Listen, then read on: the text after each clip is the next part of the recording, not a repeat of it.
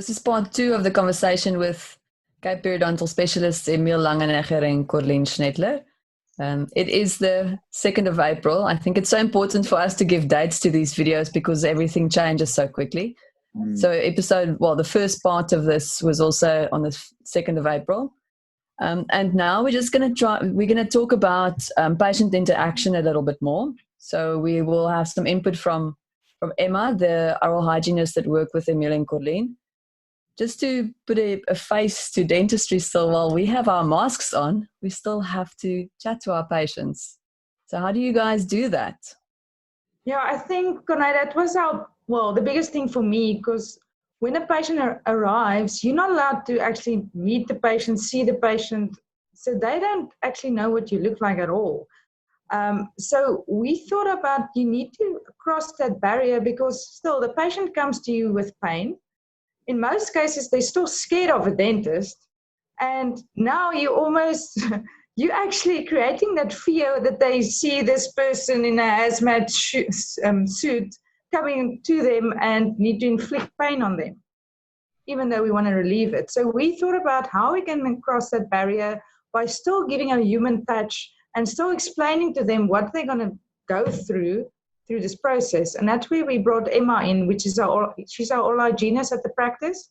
And I'm going to let Emma just tell you her story and what her role is. So Emma, you can. Hello. Hi, Emma. Welcome. Hello, Emma. Thank you so much for having me. Great. So, Emma, what you've now had a patient or two that you had to treat, and if you could just elaborate on it for us, what your role is in this whole process, and what your experiences are having done that, specifically how you need to build rapport with the patient and kind of make sure that they're not super freaked out when they see Corne wearing a blue suit. So yes, just to basically confirm what Corne has said, it's tough, because already you deal with a patient with a dental phobia or fears of the dentist. So luckily, being a hygienist, I understand that, and we deal with it every day. We have to solve those problems.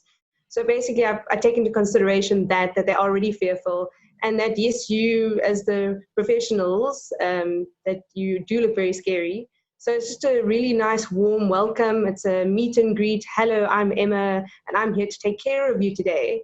And this is exactly what we're going to do. And I obviously bring them to the practice. I explain the whole entire process, why we're doing these things, and to just put them at ease. And then obviously they go through, they have their treatments. After the treatment, I make sure that they've got all the information that they need. If they have any questions, we're only an email away. And I make sure that they're safe throughout this entire process, because of the fact that I deal with infection control in my daily processes in my room when I work. I also take cognizance of what they're touching, what they shouldn't be touching. So in our cases, as we know, we're very fortunate we can keep them outside. But then if they need to sit down, I have to monitor, okay, they sat on that chair. I need to be worried now that needs to be properly disinfected. So you take everything, you're watching everything that they do, but at the same time, you're that smiley, happy face, okay, obviously behind a mask, but the smiley, happy face.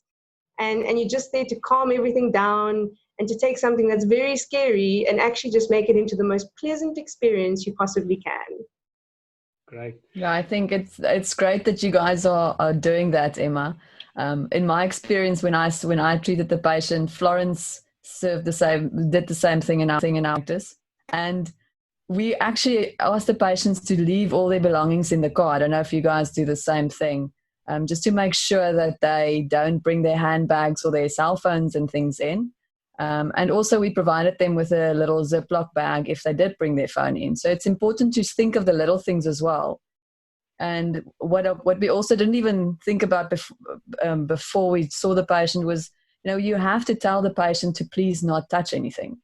So we're just not conscious of stuff like that. So when the patient came in, Florence immediately that this is the protocol.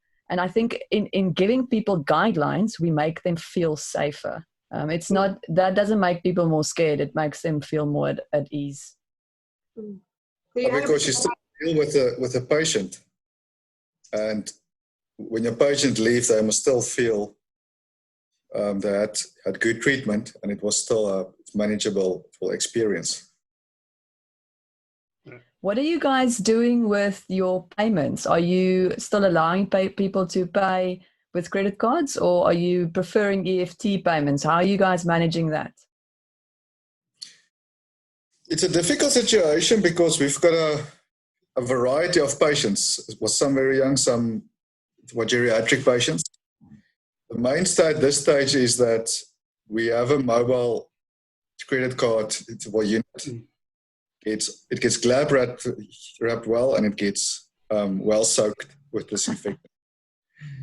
Emma then needs her work to check that the transaction occurs without contaminating the practice, or from us to the patient, or vice versa.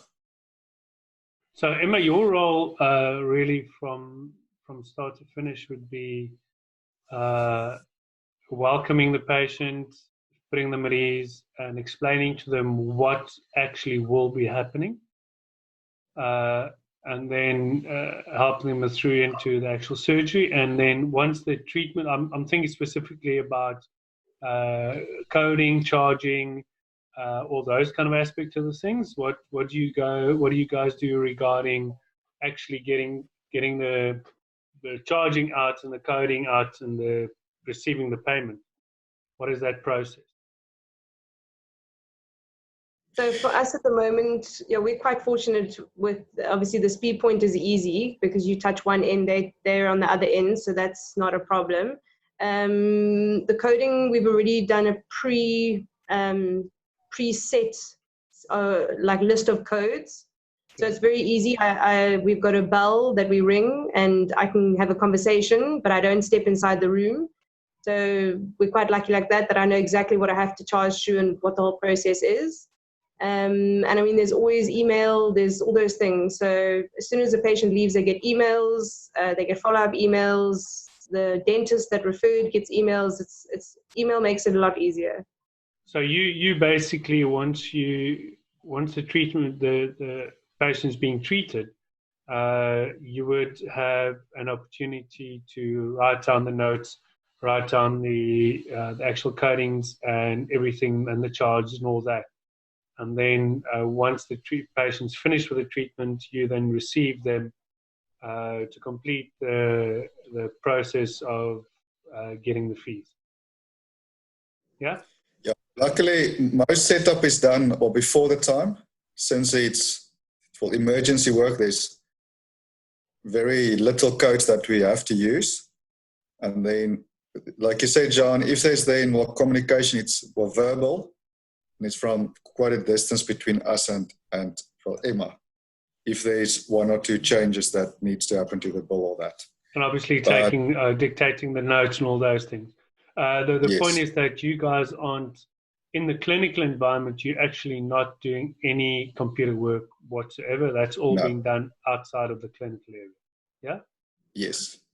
You can then later go back to the file and add, and that can easily be done off-site, or if you've got like a office on its own. Okay. Awesome. Since we'll speak to the patient on the cell phone, we'll have a good idea what's involved, because they can give you quite a good history at that stage. Where's the pain? Where's the swelling and all that? So I would say about 90% of the work you can do before the time, and then just that last, or 10% administration is then what changed afterwards. But yeah, that's also, you have to just go through the process, think step by step, exercise. And as I said at the beginning, it takes a good few days of hard work to set up. And you went through the same thing. Yeah. Okay. Thanks, Emma. My pleasure. I'm going to hand you back to Corne. Great job, eh? Yeah, as always, you are completely valuable and irreplaceable. Thank you. That happens when you've got lots of love, focus, and passion for your job. So kudos to you guys as well. Well done. Stay safe. Bye. So I think it's an important selection as well, or personality-wise. Emma's function is was chaperone, and you have to select somebody that can calm down the patient and doesn't show stress from their side as well. Because it is quite stressful for all of us, and that's why with her personality as well, she keeps that under control, especially for the patient side as well. Great. Thanks very much, Emma. Doing a great job. Thank you. Cool. Good night. On your side, anything you'd like to add or want to comment specifically regarding the processes and the setup in the back end? No, I think we've covered quite a bit today already. I feel extremely grateful to know all of you guys, and I feel a little bit mushy and sort of sentimental about the fact that, we're really passionate about what we're doing, and we're actually really trying to help. And this is all coming from a place of loving dentistry, but also just caring for people. And I really hope that keeps on driving us, and that's where it stays. Yeah. So that's my 2 cents with. I think the processes and the protocols will follow if we keep that in mind. Love what you do and share your knowledge. Yeah. Yep. And I think the message as well, nobody knows what's going to happen in a week or 2 weeks or 3 weeks' time. Plan your week ahead and keep on evolving with the week on a weekly basis. And at the end, I think that's very good advice, Emil. Yeah, and it's not all doom and gloom. I think we all know the virus will pass. It will happen.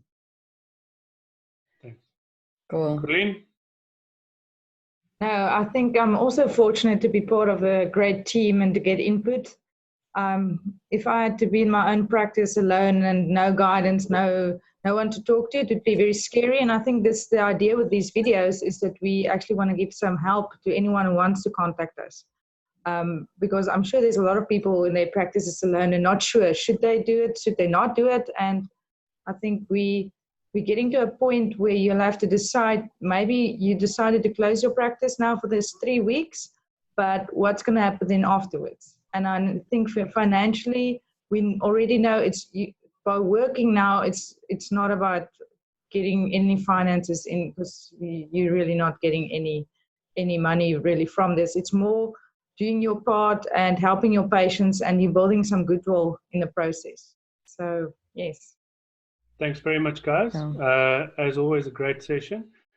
With what Colleen was saying about the finances and all that, I think from the next few podcasts or the next few sessions we'll be having, we specifically start looking more into the business aspect of things, what impact the next or these 3 weeks, these 21 days and thereafter will have on your practice finances, and maybe try and share some tips and tricks as to how we think you could almost build a barrier or try and proof your own practice against the financial implication that it can have. So yes, thanks guys. I invite you to share some more, be part of the group, and then we'll catch up again soon. Yes, thanks, John. Thanks. Thank you, John. Thank you. Thank you.